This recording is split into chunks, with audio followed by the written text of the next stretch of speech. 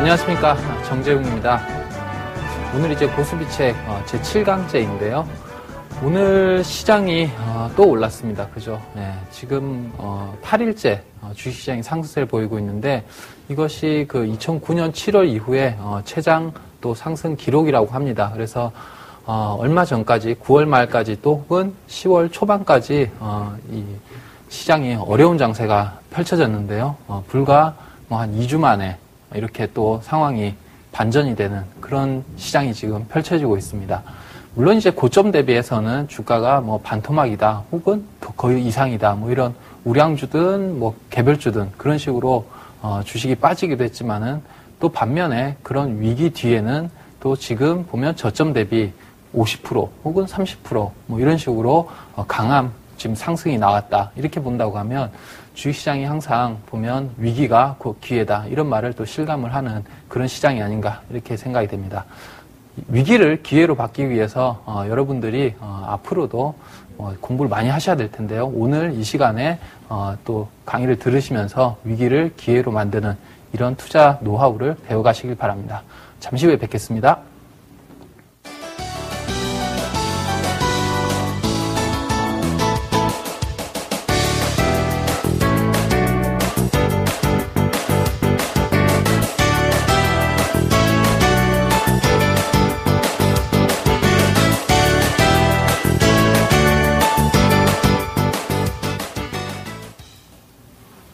네, 지난 시간에 이어서요. 오늘도 급성장주 매매 전략을 살펴볼 텐데요. 지난 시간에 이제 급성장주란 무엇인가 이 부분에서 급성장주는 매년 연평균 20% 이상의 고수익, 고성장을 이어가는 기업이다. 그래서 이 고성장을 이어가는 기업들이 장기간 고성장을 이어갔고 그리고 장기간 투자했을 때에는 성과가 얼마큼 나는가는 제가 지난 시간에 보여드렸죠. 그래서 지난 시간에 살펴봤던 종목이 대표적으로 이제 LG 생활건강인데 이 LG 생활건강 같은 경우는 뭐 우리가 알다시피 생활 필수품들을 만들지 않습니까? 화장품 또 치약, 뭐 비누, 샴푸 뭐 이런 우리 생활 필수품들을 만드는데요. 이런 기업들이 연평균 20%의 성장을 보였을 때 주가가 뭐 한 5년 동안 20배 뭐 이런 식으로 강하게 오르는 그런 현상을 보여주었습니다. 그래서 이런 급성장주를 발굴해서 투자할 경우, 장기간 투자할 경우 그 성장세가 장기간 이어갔을 때 주식 투자에 큰 성공을 거둘 수 있는 종목이다. 그래서 우리가 우리 투자가들이 급성장주를 찾아야 되는 이유, 뭐 이런 부분들을 설명을 드렸는데요. 오늘 잠깐 지난 시간 급성장주에 대한 매매 투자 전략을 잠깐 살펴보고 또 사례들을 살펴보도록 하겠습니다. 자, 급성장주의 투자 전략은 첫 번째로 이제 급성장주의 가능성이 있는 종목들을 발굴해서 지속 관찰하여야 된다 이렇게 했는데요. 사실 이 급성장주를 발굴한다, 급성장주를 산다 이런 것은 급성장을 하기 전에 사는 것이 가장 좋다. 그래서 가능성이 있는 종목들을 미리 발굴을 해야겠죠. 미리 발굴을 해야 된다. 그래서 이 미리 발굴을 하기 위해서는 아무래도 시장에 대한 조사가 많아야겠습니다. 그래서 이 매출이라든지 영업이익이라든지 이런 부분들은 재무제표상에 나와 있습니다. 그래서 이 재무제표상에 이 기업이 지금보다 과거에도 선전을 하고 있고 지금도 선전을 하고 있구나, 성장을 하고 있구나 이런 부분들을 체크를 할 수 있겠죠. 이런 거는 이제 기본적으로 체크가 돼야 되는 부분이고요. 그리고 이제 기업의 성장, 그러니까 미래 전략이죠. 항상 이 급성장주는 지금은 이렇지만은 미래에 상당히 성과가 좋더라 이렇게 됐을 때가 주가가 많이 오르는 그런 경향을 보이거든요. 그래서 미래 성장 동력을 반드시 체크를 해야 됩니다. 그래서 기업의 성장 전략은 어떻게 알아볼 수 있을까요? 신기술을 개발을 꾸준히 하거나 또 공장이라든지 뭐 이런 증설, 투자를 지속적으로 하고 있다. 근데 그 투자를 하는 것이 가능성이 충분히 있는 그런 성장 전략이어야 된다. 즉 미래 성장 스토리가 있어야 된다는 것이죠. 그런 부분. 그리고 이제 기업을 둘러싼 환경. 그러니까 업황이 되겠죠. 뭐 예를 들면 그 LG 생활건강 같은 경우는 국내 부분에 이 필수 소비재니까 이런 부분들이 꾸준히 성장을 하고 있느냐. 국내만 가지고는 성장의 한계가 있을 것입니다. 그래서 결국은 국내 외에 해외에서도 성공 가능성이 있느냐, 뭐 제품의 경쟁력이 있느냐, 또 이런 부분들을 살펴봐야 될 것이고, 또 해외 부분에서 실질적인 성과를 내기 위해서 얼만큼 투자를 하고 있느냐, 이런 부분들을 체크해야 될 것이죠. 그래서 이 앞에 매출이라든지 영업이익 부분은 이미 나와 있고, 그리고 그 부분을 통해서 과거를 점검해보고, 재무제표를 통해서, 그리고 이 기업의 미래 성장 전략들, 그리고 기업에 둘러싼 환경들이 앞으로도 이 급성장주가 지속적으로 발전할 수 있는 환경이 되는가, 이런 부분들을 조사를 해서 지속적으로 관찰해야 됩니다. 그러니까 조사할 당시, 그러니까 내가 주식을 매입할 당시에 끝나면 안 되겠죠. 매수를 하고 장기간 투자를 해야 되는 그런 전략이다 보니까 매년 혹은 매 분기마다 체크를 하면서 기업의 성장 전략이 변함이 없는지, 또 기업에 둘러싼 환경이 어떻게 변하는지, 그런 부분들을 체크를 하는 투자 전략이 필요하다. 뭐 상당히 어렵겠죠, 그죠? 이런 부분들이 뭔가 이렇게 딱 정해져 있는 것이 아닙니다. 정해져 있지 않고 그 성장 전략이라든지 기업을 둘러싼 환경, 또 그런 것이 변함에 따라서 매출액이라든지 영업이익, 또 수익성, 이런 것들이 다 계속 변하기 때문에 그런 부분들을 추적 관찰을 해야 된다. 그래서 주식 투자가 어렵다는 것이죠. 그러나 이런 부분들을 안 한다고 하면 여러분들은 주식 투자에서 성공하기가 어렵습니다. 그래서 이런 부분들 어렵지만 지속적으로 관찰하고 발굴할 노력을 해야 된다. 그래서 이 급성장주는 장기 보유 전략이 했을 때 수익이 극대화를 될 수 있습니다. 그래서 물론 이제 주식이란 것이 단기적으로 보면 올랐다 내렸다 올랐다 내렸다 반복을 하지만은 LG 생활건강도 마찬가지입니다. 뭐 일주일 혹은 한 달 이런 식으로, 또 혹은 뭐 6개월식으로 끊어서 본다고 하면 오를 때도 있고 내릴 때도 있고 또 옆으로 횡보할 때도 있는데, 결국 장기간 뭐 2, 3년, 5년 이런 식으로 투자를 했더니 20배 뭐 이런 식으로 나더라. 결국은 주가가 오르기 전에 상승 초입부에서 발굴을 해서 매수를 이후에 장기 보유했을 때의 수익의 극대화를 가져오는 이런 방법이 있다. 매매에 자신이 있다. 트레이딩에 자신이 있다. 그래서 이 주식이 지금은 단기적으로 빠지겠다. 혹은 이 시점에서 오르겠다. 이런 것 기술이 성공 확률이 높고 그런 기술을 보유하고 있다. 노하우가 있다. 이러면은 이 급성장주 속에서도 트레이딩을 하면은 더 좋은 성과가 나오겠죠. 그러나 그런 그 트레이딩 기술은 100% 완전하지가 않습니다. 성공 확률이 아무리 높아도 7, 80%를 넘기가 힘듭니다. 그래서 그렇다고 하면 장기 보유했을 때 수익을 극대화하는 쪽으로 가는 것이 급성장주에서 투자할 때는 훨씬 더 좋은 성과가 나온다. 그리고 급성장주의 매도 시기 뭐 이런 부분 중요하겠죠.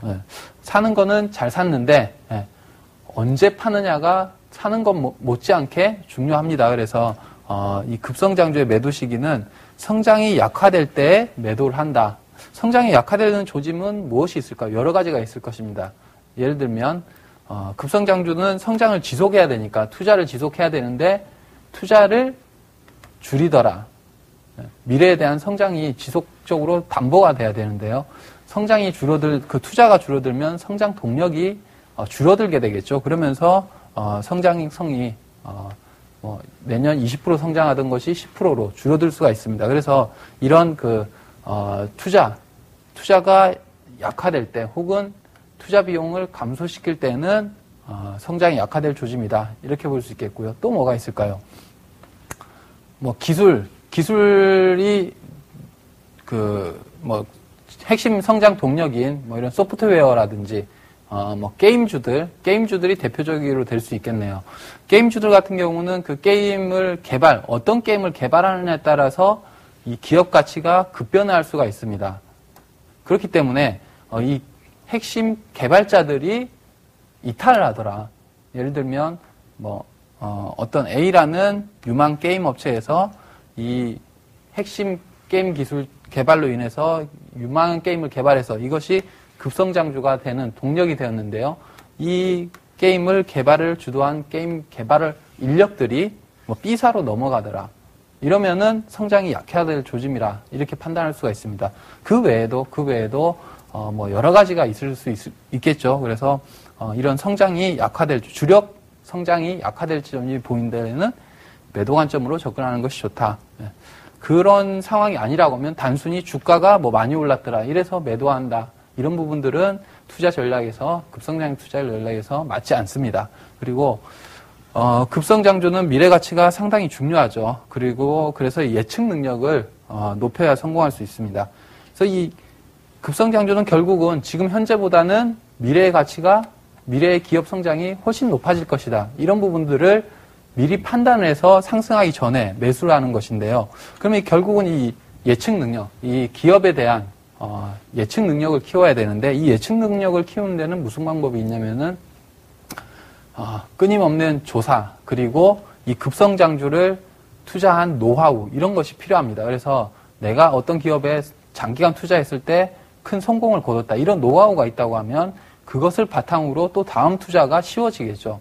만약에 그런 것이 없다 그러면은 과거에 급성장주였던 종목들을 사례들을 연구를 하면서 그런 노하우를 배워갈 수 있을 것입니다. 그리고 그 다음에는 그런 급성장주들의 성장 과정을 지켜보면서 이 종목이 이런 과정을 통해서 성장이 되었구나. 뭐 이런 것들을 이제 이런 것들을 조사하고 또 높이면서 예측 능력을 키워나가는 그래야지 이 급성장주를 성공할 수 있는 이런 투자 전략이 된다. 네. 그래서 급성장주 매매 전략을 통해서 이제 사례를 통해서 또 배워보죠. 네. 자, 최근에 바이오주들의 강세가 지속이 되고 있습니다. 시장에서 오늘도 뭐 바이오들, 메디포스트라든지 차바이오, 또 마크로젠, 뭐 이런 바이오 관련주들이 상당히 강세를 보였는데요. 바이오주 중에서 그러니까 이번 장보다도 지난 2009년도부터 최고의 종목은 셀트리온이 아니었나 이렇게 판단하는데요. 이 셀트리온의 성장을 보죠. 셀트리온이 보면은 2008년도 12월 보면은 매출액이 불과 830억 정도 됐습니다. 그리고 영업이익은 300억 정도. 영업이익률은 좋죠. 영업이익률 같은 경우는 거의 2008년도에 30% 이상 증가를 하는 아주 수익성이 높은 사업이었죠. 이 셀트리온이 성장하기 위해서는 바이오 산업을 봐야 될 것입니다. 그래서 바이오 산업이 지속적으로 성장하고 있느냐 이런 부분들을 체크해 볼 때 이 바이오에 대한 바이오 산업 자체에 대한 성장성은 무궁무진하죠. 그죠? 네. 그래서 이 바이오 산업 쪽은 성장성이 풍부하다. 그 중에 이제 셀트리온 같은 경우는 바이오 산업이 성장을 하게 되면 셀트리온도 같은 성장을 보일 수 있는 충분한 종목이었다. 이렇게 판단이 되고요.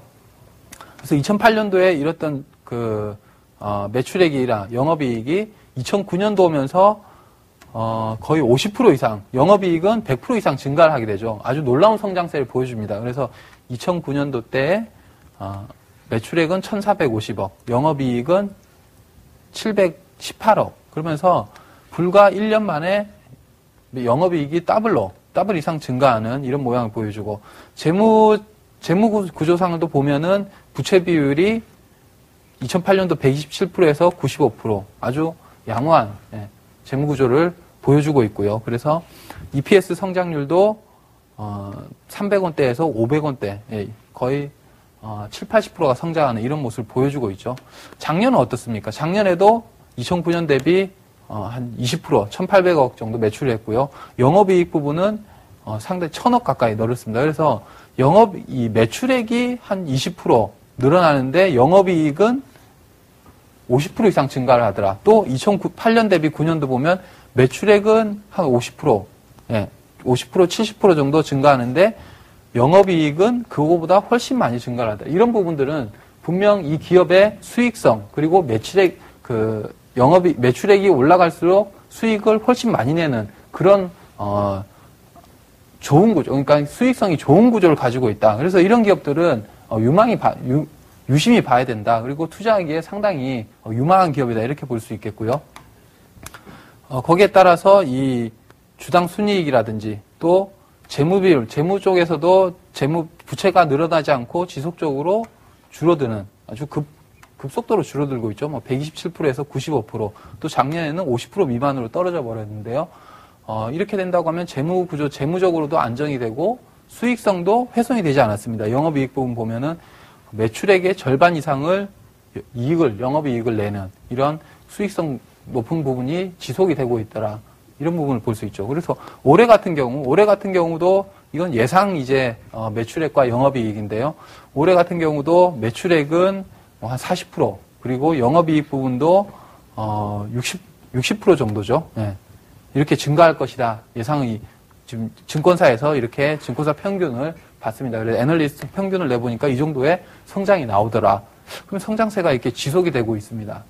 이런 기업들은 만약에 2008년 혹은 2009년도에 투자를 했다고 그러면은 큰 성공을 거둘 수 있는 이런 밑바탕이 되었겠죠. 그래서 2008년, 2009년도 때에 이 올해, 내년 그리고 작년, 올해 정도의 성장을 예상을 하고 투자를 했다고 그러면은 아주 큰 성과가 나왔을 것 같은데요. 차트를 보면서 좀 확인해 보죠. 차트를 보니까 이 셀트리온의 차트입니다. 자, 2008년도 때 최저가는 2,200원 했습니다. 그리고 올 7월 달을 최고가는 5만 원까지 상승하는, 그러니까 몇 배입니까? 거의 20배 정도 상승세를 보였는데요. 불과 20배 오르는데 9년, 10년, 12년, 한 3년 정도 걸렸죠. 이 3년 동안 만약에 셀트리온에 최저가에 투자를 했다고 하면 20배 정도가 났을 것이고요. 물론 이제 최저가에 투자를 하지 않고 이런 종목들을 2009년도 때 한 2009년도 초반, 2008년 하반기 연말 쪽에서 시장이 그 서브프라임 이후에 바닥을 치고 회복할 때 이 종목을 한 10,000원 정도에만 투자를 했다 그래도 10,000원 정도에만 이 종목을 발굴해서 투자했다고 하더라도 한 5배에 가까운 이런 수익이 났을 겁니다. 최근에는 주가가 4만 원에서 한 5만 원 정도를 횡보하고 있는데요. 이 급성장자라고 해서 제가 아까 주가가 단기간을 볼 때에는 횡보를 할 수도 있고 빠질 때도 있고 그렇다고 말씀드렸죠. 그러나 장기간을 보면 상승했더라. 큰 폭의 상승을 했더라. 그래서 보면 이 2009년도에서 2009년 10월 달까지는 한 6개월, 4월부터 또 6개월 정도, 10월까지는 주가가 횡보 조정을 보였었고요. 그리고 작년 11월, 10월, 11월에서 올 4월 정도, 한 6개월 정도는 횡보 조정을 보였습니다.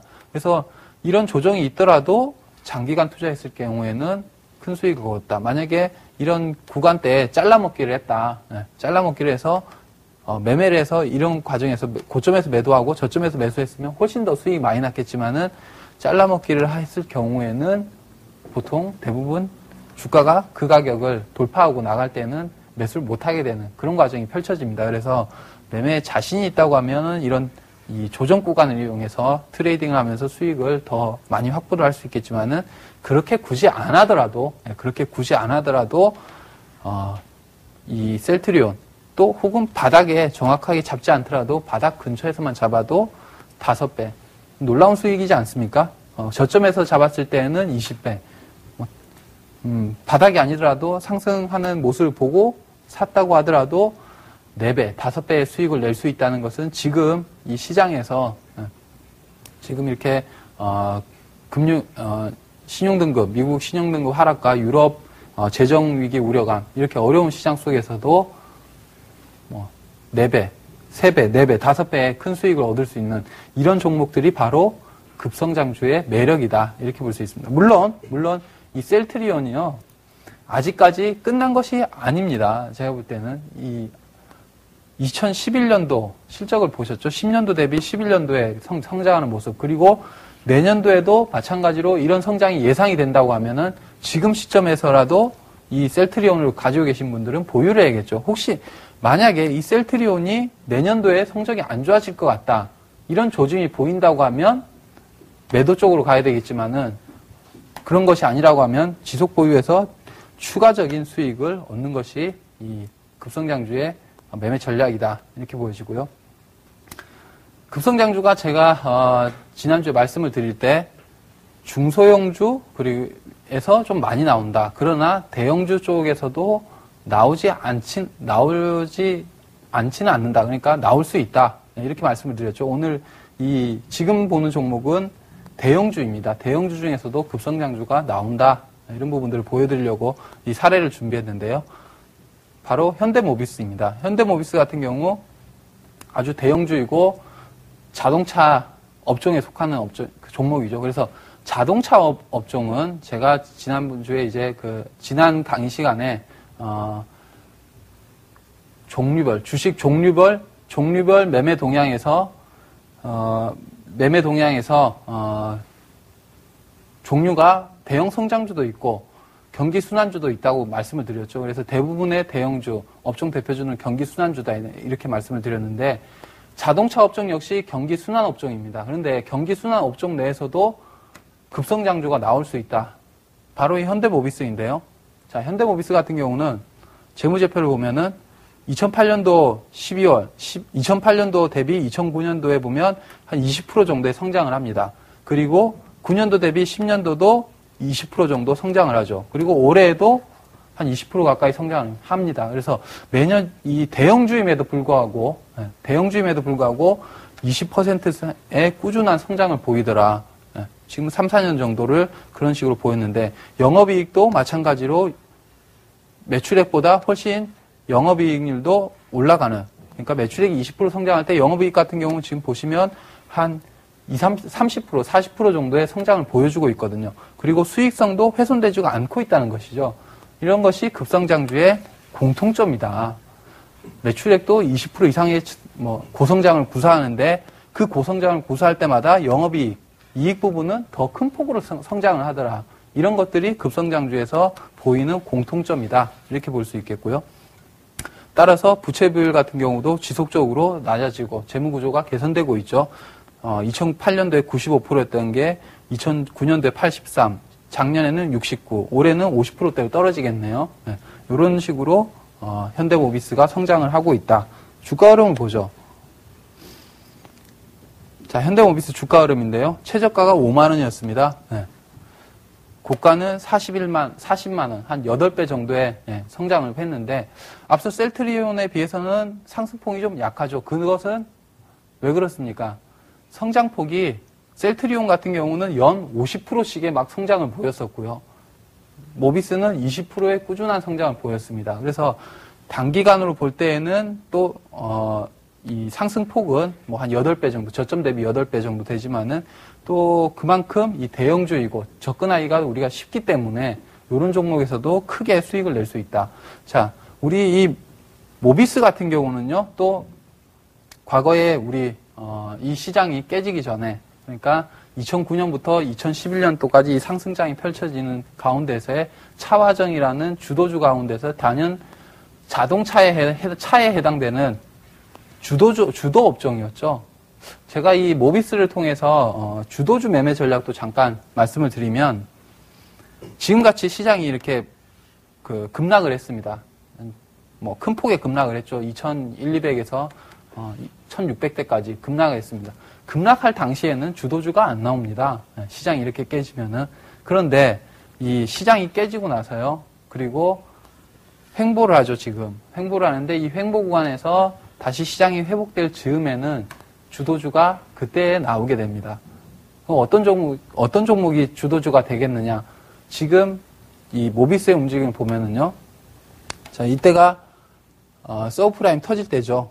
서브프라임 터질 때 10만 원 근처에 있던 주가가 불과 서브프라임 터지면서 지수가 반토막이 납니다. 이럴 때는 같이 빠져요. 주도주든 비주도주든 같이 빠집니다. 그런데 자, 보십시오.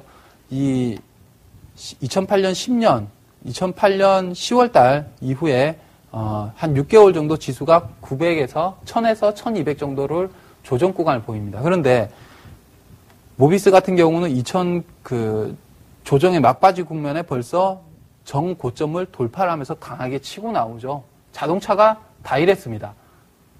그럼 이번 장도 마찬가지겠죠. 이번 장도 지금 뭐 유럽의 재정 위기다, 그리스 문제다, 또 혹은 신용등급, 미국의 신용등급 하락으로 인해서 경기 둔화다. 이래서 주가가 시장이 빠졌는데요. 횡보를 할 것입니다. 그리고 한 이 기간이 6개월이든 5개월이든 혹은 8개월이든 이렇게 횡보 이후에 회복이 될 때에 어느 업종에서 대표주들이 정고점을 향해서 시장은 이제 빠져서 반등이 이제 좀 진행되고 다시 뭐 이런 의미 있는 선, 뭐 2000선이라고 가정을 하죠. 2000선에 복귀를 하고 있는데 벌써 종목들은 치고 나오는 종목들이 분명히 나올 것입니다. 그런 종목들이 차기의 주도주가 될 가능성이 큽니다. 그것이 서브프라임 이후에는 자동차였는데요.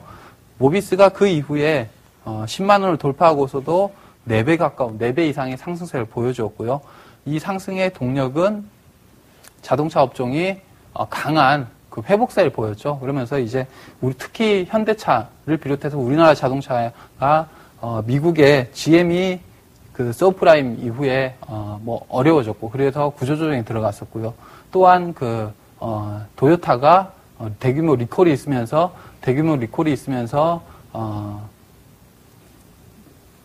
그 브랜드 가치가 떨어져 버렸고 그러면서 이제 그 틈새를 현대차가 치고 나가는 이런 산업의 변화가 있었습니다. 그런데 이런 산업의 변화들을 캐치를 하고 또 캐치를 해서 발굴해서 투자를 했다고 하면 이 자동차 업종에 큰 성공을 거둘 수 있는 그런 전략이 되었을 것입니다.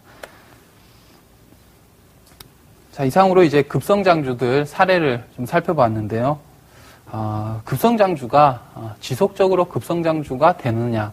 그렇지는 않습니다. 급성장주들도 주식은 변화를 하게 됩니다.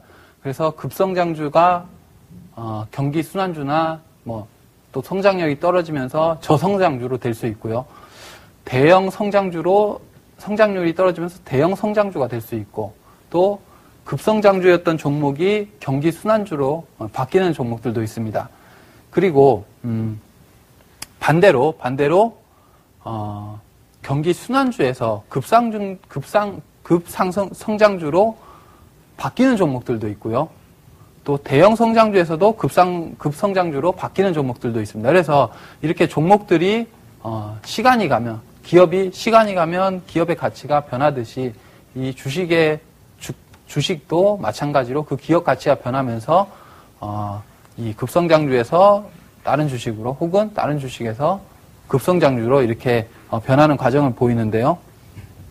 그래서 이런 그 변화 과정을 미리 예측을 해야겠죠. 그래서 우리가 그런 부분에 투자를 해야 될 것인데 그래서 그런 변화 과정을 지속적 관찰을 해야 되고 그 변화를 예측할 수 있는 능력들을 키우는 것이 우리 이 주식시장에서 실점 매매하는 데는 상당히 필요한 전략이다. 네.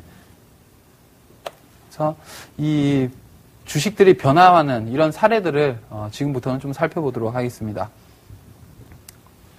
자, 기아차죠. 자동차입니다. 자동차 업종은 대표적으로 경기 순환주라고 그랬습니다. 그래서 자동차 교체 주기에 따라서 혹은 이 경기가 세계적인 글로벌 경기가 불황이냐 호황이냐에 따라서 이 자동차 업종도 호황이 왔다가 불황이 왔다가 뭐 이런 식으로 진행이 되는데 보통 이 자동차 교체 주기는요 3년에서 4년 주기로 일어납니다. 그래서 2008년도에 때 이 불경기가 왔었고요. 그리고 2009년도 때 회복기가 되면서 작년하고 올해 이 자동차 주기 교체 주기가 지금 상승을 하고 있는 이런 현상인데요.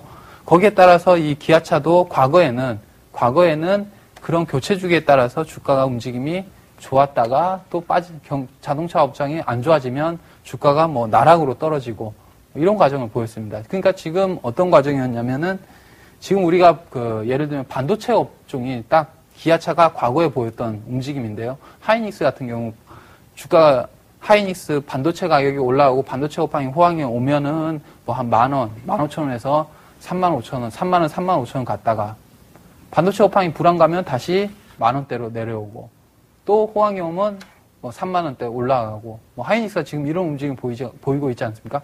과거에 기아차가 그랬습니다. 과거에 기아차가 한 5,000원, 10,000원에서 자동차 업종이 호황이 오면은 2만원대 뭐 그렇게 가다가 또 자동차 업종이 꺾이면 10,000원대 이렇게 했는데 그런 경기 순환주에서 급성장주로 변하게 됩니다. 보면은 2009년도 때에 29조 매출을 보이던 것이 작년에는 42조의 매출을 보였고요.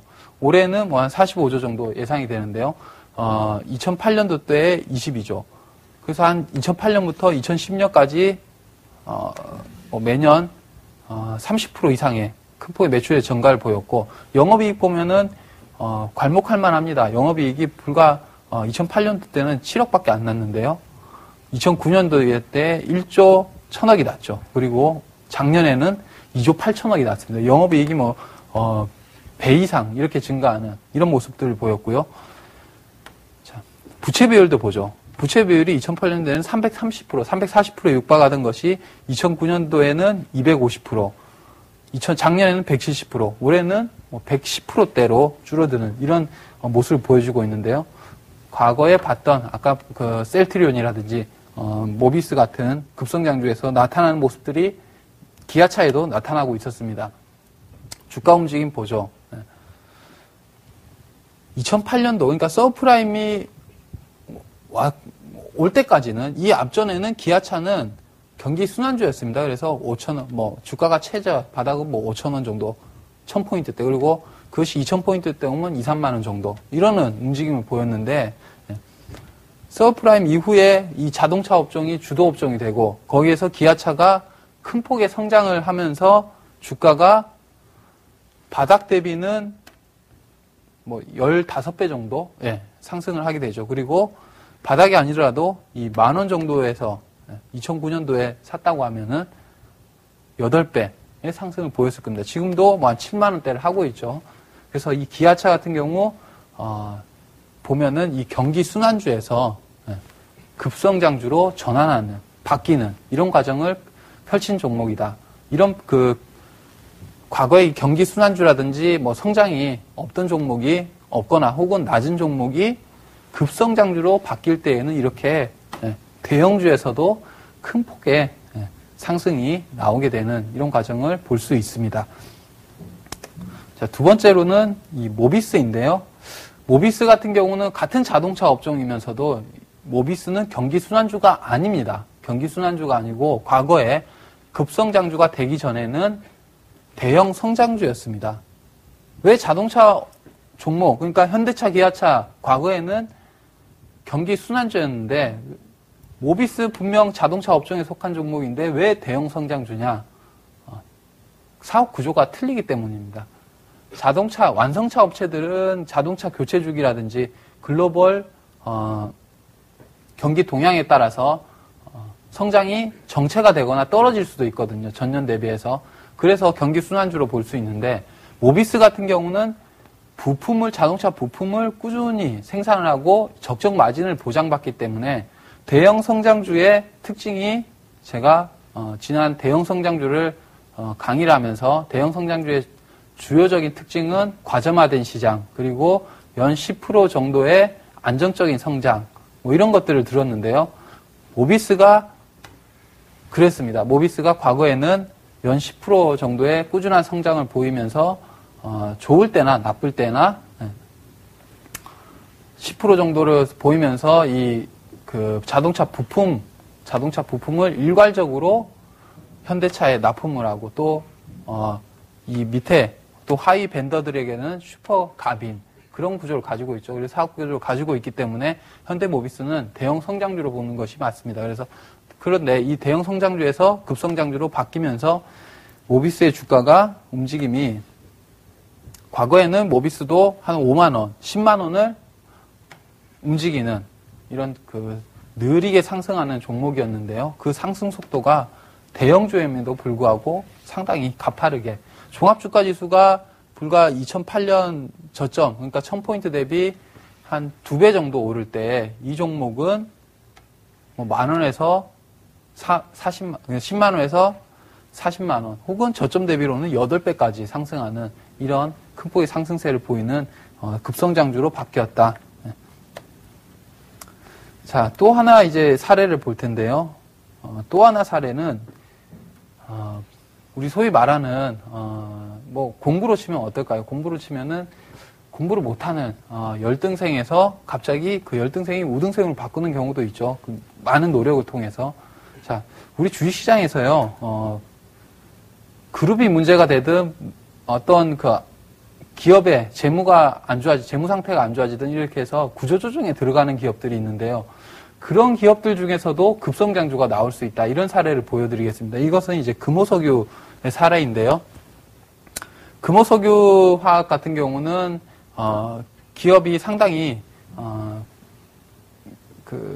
뭐 상당히 유망한 기업입니다. 그러니까 그 성장성이 큰 종목이에요. 그리고 시장에서도 화학주 중에서도 상당히 주목을 할 만한 주식인데 금호그룹이 사고가 구조조정에 들어가 버렸죠. 그러니까 그 대우건설을 인수하고 거기서 이제 부실화돼 가지고 결국은 대우건설을 자금을 막지 못해서 그러니까 뭐 비용을 감당하지 못해서 금호그룹 자체가 쓰러지는 이런 과정이 펼쳐졌는데 거기에서 그런 과정 속에서 이 금호석유화학도 타격을 받았습니다. 그래서 같은 금호그룹 내에 있을 때 재무지표를 보면은 영업이익 같은 경우 2008년도에도 뭐 4천억, 2009년도에도 영업이익이 났습니다만은 당기순이익 보면은 2009년도에 1조 정도의 적자를 기록하는 이래서 금호그룹 자체의 리스크에서 뭐 이렇게 같이 구조조정을 당하는 이런 그 수모를 겪었는데요.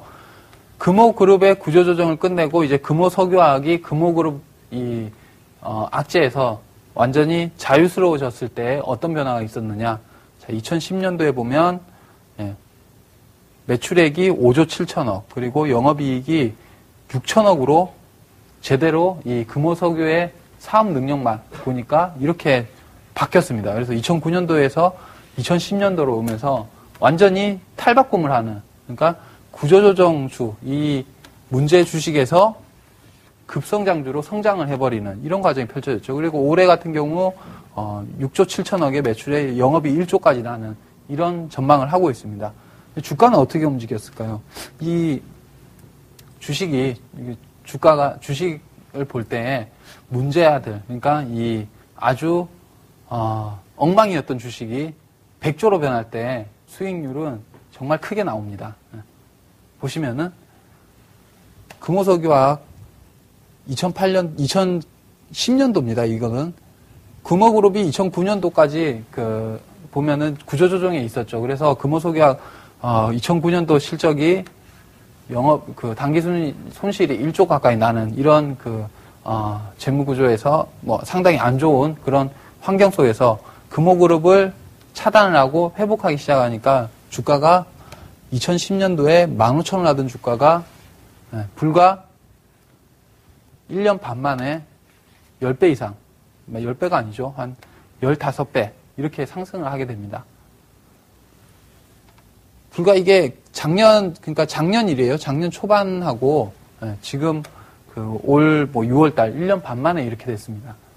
이렇게 미운오리에서 100조로 주식이 변할 조짐이 있다. 이런 종목들은 단기간에 이렇게 큰 폭의 수익이 나는 이런 움직임이 보입니다. 그래서 향후에도 만약에 이런 주식들을 발굴을 하게 된다.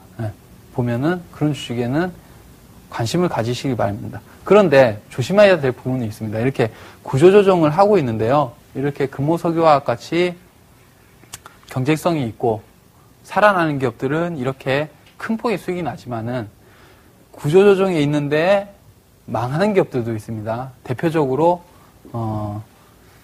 지금 어려운 대한해운 같은 종목 혹은 구조조정이 오래가는 종목들도 있습니다. 어떤 종목일까요? 대한전선 같은 종목들 오래 가고 있죠. 그래서 대한전선이나 대한해운이나 물론 이제 이 종목들이 구조조정 마치고 100조로 변신할 때는 큰 폭의 수익이 나겠지만은 오히려 구조조정에서 망해버리면은 큰 돈을 잃을 수 있는 그런 것이 구조조정주의다. 특정이다. 이렇게 보시면 되겠고요. 자, 이제는 반대의 사례들. 급성장주에서, 경기순환주나 또 대형 성장주, 뭐 이런 식으로 이제, 좀 성장률이 떨어질 때는 주가가 어떻게 움직이는가를 보죠.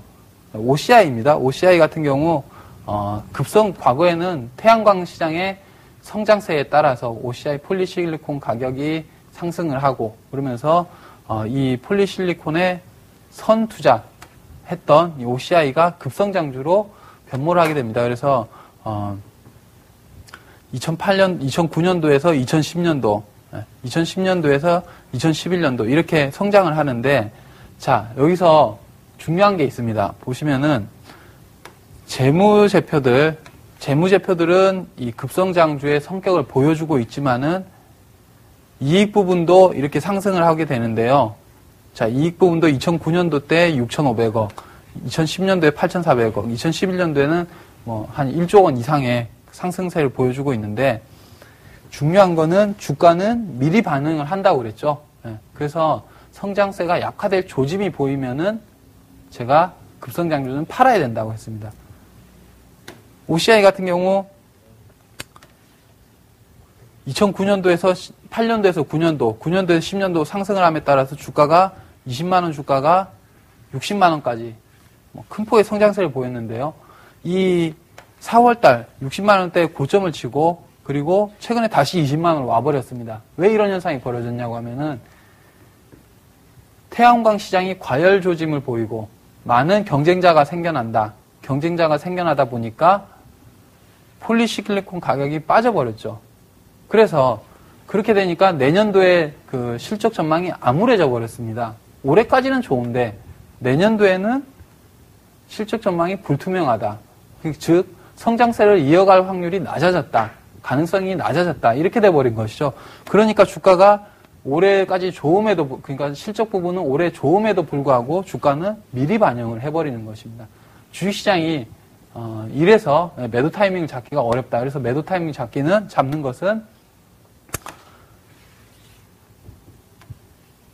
둔화의 조짐이 보일 때, 이 OCI 같은 태양광 시장에서는 OCI는 폴리실리콘 가격이 빠지는 조짐이 보일 때에는 매도를 하는 것이 좋다.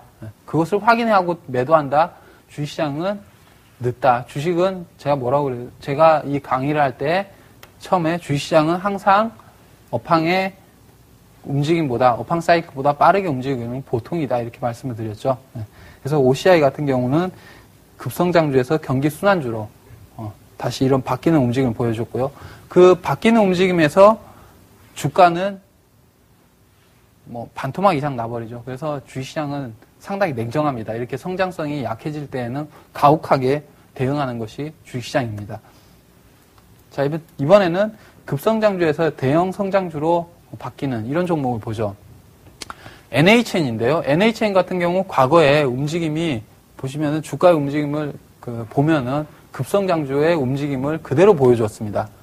그리고 재무제표상에서도 그것이 확실하게 나타났고요. 그런데 2009년도, 10년도, 작년부터는 이 성장세가 좀 떨어지기 시작합니다. 8년도 대비 9년도.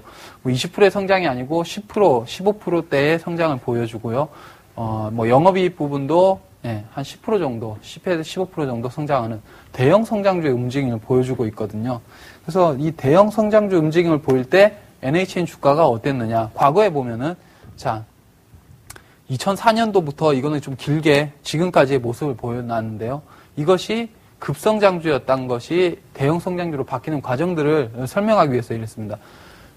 NHN이 2004년도에서 2007년도까지, 8년도까지는 급성장세를 보여줬거든. 매년 20% 이상의 매출액이 성장하고 영업이익 부분도 거의 큰 폭으로 성장을 하면서 주가 역시 2004년도 2만 원 하던 것이 30만 원까지 올라가는 뭐 한 10배 이상의 10배, 15배의 수익이 나는 이런 종목이었는데요. 성장성이 8년도 이후에 9년도, 10년도에 20% 이상의 성장을 보이던 것들이 성장세가 좀 낮아지니까 주가는 바로 이렇게 횡보를 해버리고 상승과 하락을 반복하는 이런 과정 속에 있습니다. 그리고 이 상승 흐름 자체가 큰 폭의 상승을 보이던 것이 그냥 슬로우하게 점진적으로 느리게 상승하는 이런 대형 성장주의 모습을 보여버리는 것이죠. 그러면은 NHN의 매도 시점은 바로 성장세가 조금 둔화되었을 때. 그러니까 그것도 고점에 팔지는 못합니다. 주식은 고점에 팔지는 못하는데 그런 것을 둔화됐을 때 확인을 해보면은 2008년도에 한 20만원, 25만원대에 매도를 하는 그런 전략이 맞았겠죠. 그리고 지금은 이렇게 주가가 큰 폭의 하락을 보일 때에만 매수를 해서 대형 성장주는 낙폭과대로 접근한다고 그랬죠. 그래서 큰 폭의 하락을 보일 때만 매수를 해서 어느 정도 상승이 진행되면 매도하는 이런 전략으로 가는 것이 지금의 NHN의 투자 전략이다. 그런데 지금은 NHN이 급성장주에서 대형 성장주로 바뀌어 있지만은 또 언제든 새로운 NHN의 성장 모멘텀, 성장 동력이 나타난다. 그래서 그것이 급성장주로 간다. 이렇게 된다고 하면 NHN의 주가는 다시 또 큰 폭의 상승 흐름을 보이는 그런 과정이 펼쳐질 수 있습니다. 그래서 이제 오늘 성장주에 대한 얘기를 마무리를 하겠는데요. 네. 모든 주식들은 끝없이 변화를 합니다. 그래서 이 투자한 기업에 대한 정보들을 끊임없이 수집을 하고요. 판단하는 것이 좋겠고요.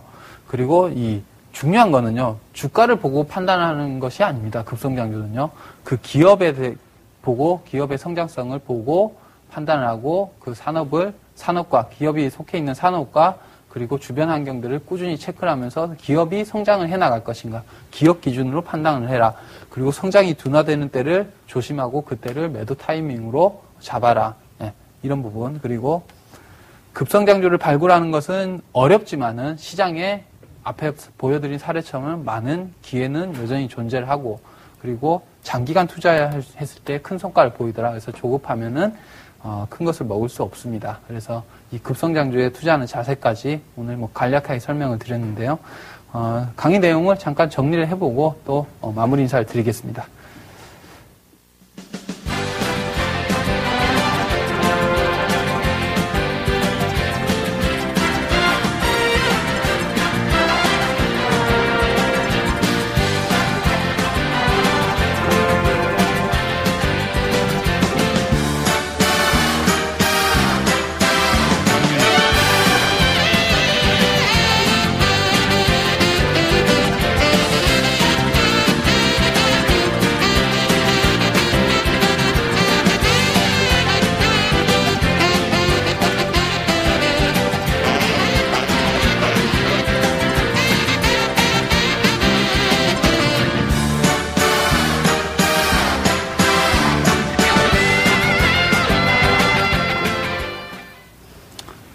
네, 오늘 지금까지 해서 이제 급성장주에 대한 투자 전략을 배워봤습니다. 그런데 저도 이제 급성장주를 투자하고 또 발굴하기 위해서 많은 노력을 하고 있는데요. 저도 이제 투자를 하다 보면은 간혹 이 급성장주를 끝까지 못 믿고 또 급성 주가가 올라가는데 그 중간에 팔아보는 경험도 많이 있습니다. 또 근래에 그런 종목이라 보면 메디포스트 요즘 그 바이오주들 중에 상당히 잘 나가죠. 메디포스트를 급성장주로 보고 또 저도 이제 매매를 하고 투자를 했었는데 상당히 큰 폭의 수익은 났지만은 지금까지 들고 있지 못했습니다. 그래서 제가 마지막 그 성장주에 투자하는 자세에서 언급했듯이 급성장주들은 조급하면은 큰 것을 놓치게 됩니다. 그래서 이런 부분들은 여러분들이 앞으로도 많은 경험을 통해서 배우시게 될 것이고요. 그래서 그런 실패와 또 성공 사례들을 경험하면서 주식 투자에 대한 실력 그리고 노하우가 쌓여가면서 주식에서 성공을 할 수 있습니다. 그래서 이런 무슨 얼마에 사서 얼마에 팔아라 이런 원칙들이 급성장주에서는 통하지 않습니다. 그래서 결국은 급성장주를 매도하는 시기는 기업을 보고 결정을 해라. 그래서 기업이 성장이 둔화가 되는 시점까지는 지속적으로 보유를 하는 것이 급성장주의 투자 전략이다. 이렇게 볼 수 있겠습니다. 그리고 오늘 이제 그 성장주까지 이제 알아봤고요. 다음 시간이 이제 마지막 시간인데요. 다음 시간에는 포트폴리오를 어떻게 구성할 것인가. 우리가 이제 주식을 투자를 하다 보면은 어떤 종목에 투자하는 것만큼이나 포트폴리오를 어떻게 구성하면서 운용을 어떻게 할 수 있는가. 그러니까 운용에 대한 노하우도 주식 투자를 하는데 상당히 중요한 부분입니다. 그래서 주식 투자를 하는데 포트폴리오 운영에 대한 방법과 그리고 마지막으로 이제 주식 투자를 할 때 피해야 될 것도 하는 자세들을 살펴보도록 하겠습니다. 그래서 다음 주에 마지막 강의를 또 진행할 것이고요. 오늘 이상으로 마치겠습니다. 감사합니다.